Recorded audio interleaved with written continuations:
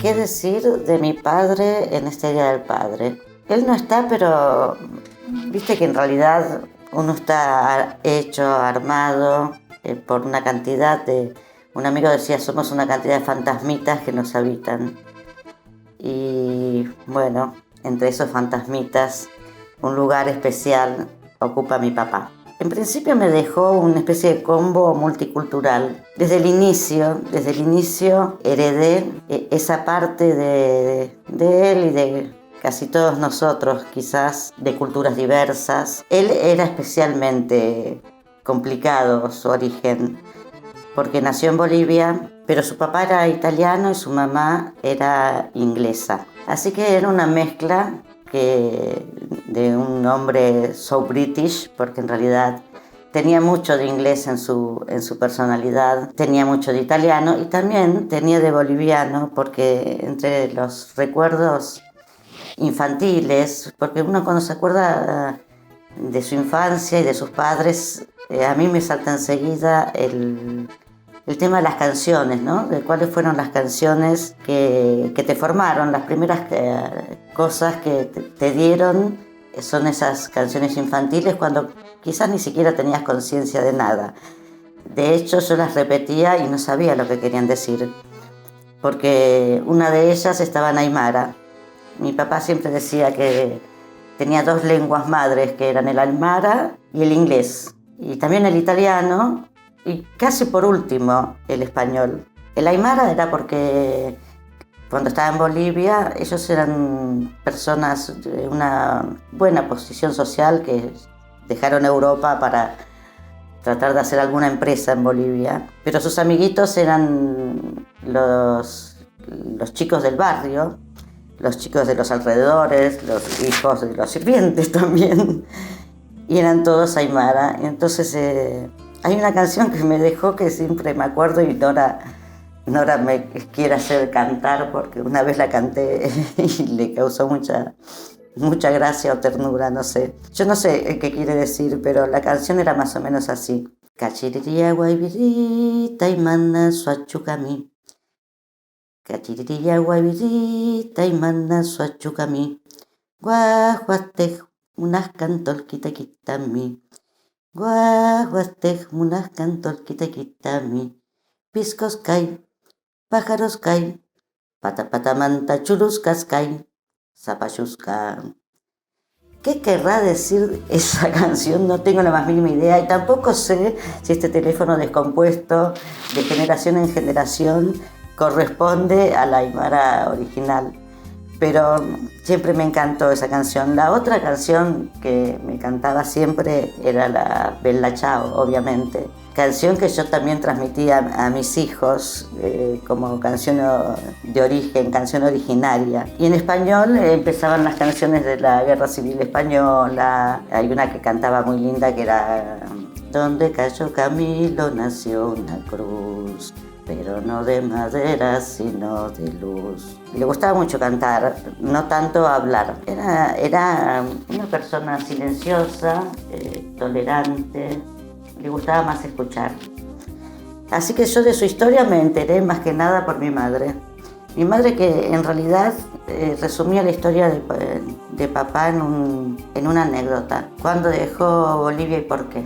Se divorciaron sus padres porque parece que su mamá, según cuentan, se había vuelto loca. Y entonces en ese momento en Bolivia existía, en el divorcio, existía la posibilidad que los niños elijan con quién quedarse. Ellos eran dos hermanitos. Mi papá era el mayor y John era su hermano menor. Lo llevan a un juzgado. Mi mamá siempre lo contaba con mucha emoción esto. Está la mamá de un lado, el papá del otro, y el juez le dice al hermanito, ¿con quién te querés quedar? Y el hermanito corrió y se abrazó a la mamá. Entonces después le dijeron a mi papá, ¿con quién te querés quedar? Y él vio que su padre, cuando vio al hermanito que abrazaba a la mamá, pensó que también se iba a él.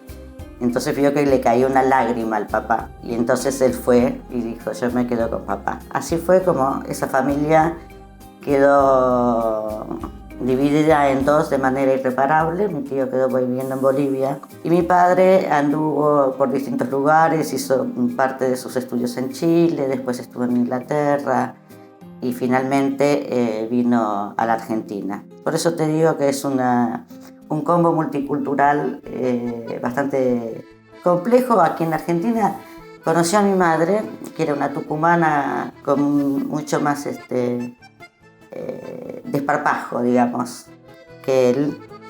Y así empezaron una vida junta que llevaron hasta el final de sus días siempre juntos. Yo creo que porque estaba esta cosa de la familia para mi padre, que era su gran objetivo en la vida, me parece que era tener una familia unita, que siempre decía. Y después pues, me dejó algunas enseñanzas que eran más... a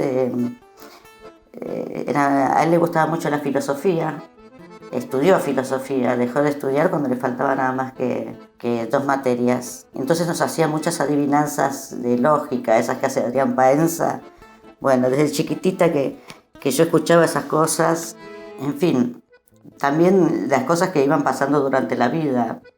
Por ejemplo, otra anécdota familiar era, él fue fundador se hizo socialista, fundó un partido que era el Partido Socialista de Vanguardia, y fundó la revista Che, que fue en su momento, en los años 60, yo nací cuando nacía también la revista Che, fue en su momento bastante innovadora por el diseño, por las cosas, los temas que tocaba, y claro, la revista al año ya no tenía financiación y ellos le habían regalado a mi papá, a la familia, le había regalado una casa para que allí nacieran sus hijos y tuviera un hogar. Y entonces le dijo a mi mamá, bueno, ¿qué hacemos con la revista?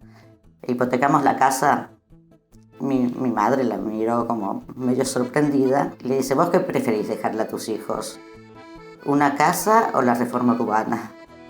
Eso siempre fue una anécdota familiar con la cual todos nos reíamos mucho, porque obviamente no hubo ninguna reforma urbana, pero sí hubo una enseñanza que superó todo lo posible. La casa no era lo más importante. No sé si la reforma urbana, pero había otras cosas en la vida y el valor de los afectos, yo sé que para él era lo más importante, y era un hombre muy humanista, que siempre decía, cuando uno criticaba a alguien por sus diferencias políticas o por sus debilidades, siempre decía, es un semuranito, es decir, es un ser humanito, quería decir, pero lo decía en el idioma yusani, es un semuranito. Y bueno, aquí estoy yo haciendo esta continuidad de todas estas historias, y que quizás Nora ha dado en llamar el planeta Yusani a este planeta, a este universo de vidas un poco desordenadas, de vidas que tuvieron exilios, que tuvieron cortes, pero que también lo más importante era esa importancia del afecto. Es decir, era mucho más importante consolidar vínculos fuertes con la gente. Siempre tuvimos un gran capital de amigos, siempre tuvimos un gran capital de gente que nos ayudaba, y así fue como llegamos hasta acá. Así que en este Día del Padre, esta quinta columna dedicada a vos, papá. Él es, por si no lo sabían, vamos a darle nombre y apellido, Pablo Yusani. Para vos, un beso.